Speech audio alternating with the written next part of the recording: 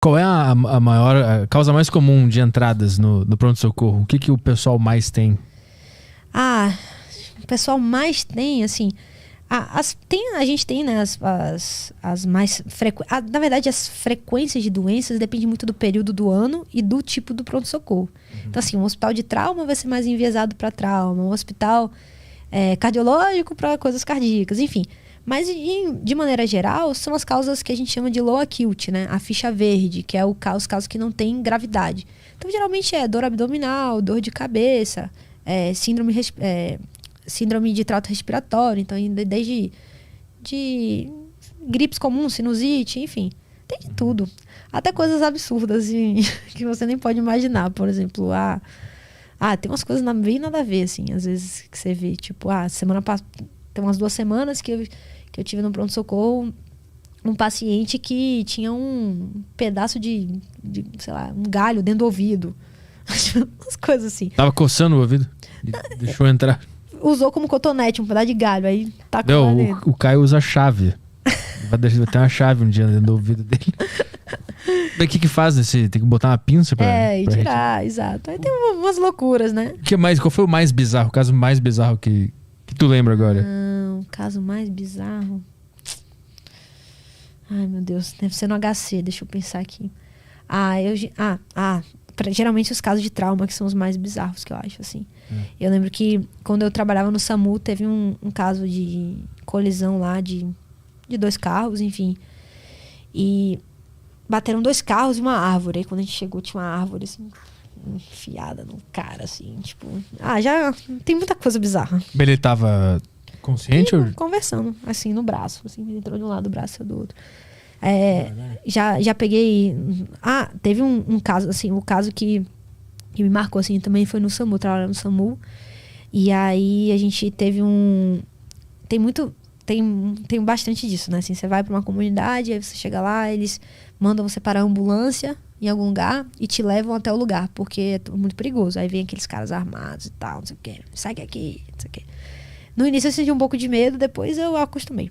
Aí, nesse dia, a gente foi, seguiu, aí a gente entrou numa casa, tipo uma mansão, assim, dentro de uma comunidade. Assim, meu Deus, onde é que eu tô? O que eu tô fazendo aqui?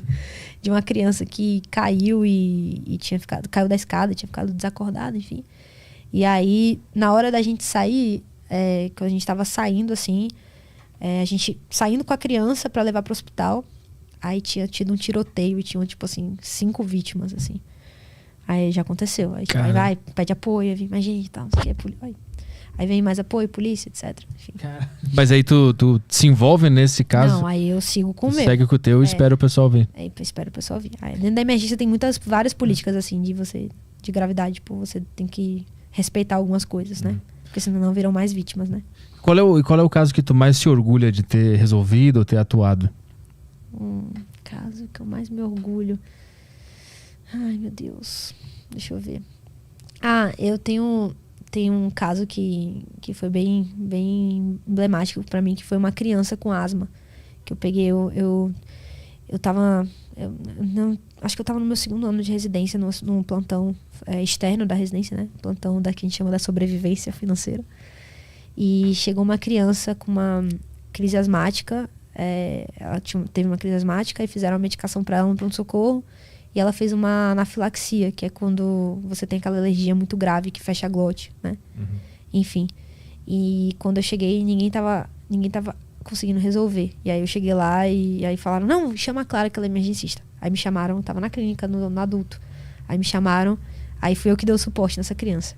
E aí a gente tubou e tal, e deu tudo certo. Mas você falou assim, enquanto eu tava contando, eu lembrei de outro caso, que é o meu caso da vida. Lembrei agora. Não sei como é que eu não lembrei de primeira. Esse é o meu caso da vida. Eu tava no 3º ano de residência.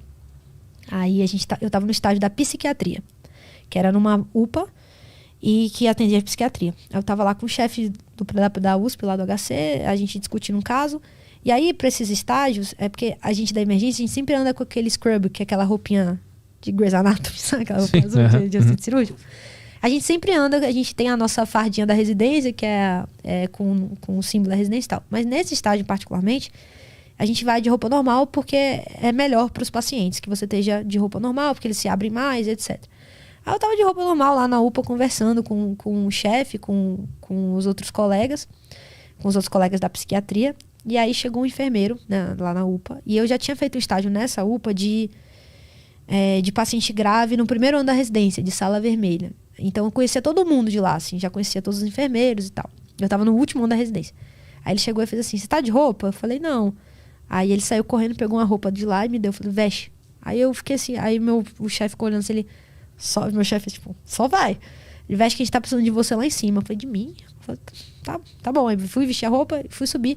Aí eu fui andando, ele, não, corre. Aí quando eu entrei na sala de emergência, tinha uma gestante sendo reanimada, né? Ela tinha parado, tinha tido uma parada cardíaca, estava sendo reanimada por uns médicos e tava uma briga, assim, uma super briga dentro da sala, porque ela era uma gestante já, tava muito perto de ter um neném. Então, começou a briga de abre ou não abre para tirar o neném no meio da parada cardíaca. E assim, eu cheguei e não sabia nem o que estava acontecendo. Então, uma briga.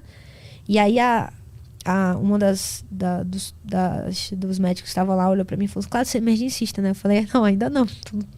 Vou ser em breve, mas ainda não. Ela, você sabe se tira ou não tira a criança? Aí, tudo em emergência é protocolo, tudo. E aí, isso a gente chama de cesárea perimortem, que é a cesariana que a gente faz de emergência quando a gestante tem uma parada cardíaca. Porque o bebê, se ele tá bem, o bebê tava bem, a gestante parou. Ele tá vivo, só que ele só tá vivo às custas do sangue da mãe, porque é a placenta que leva sangue.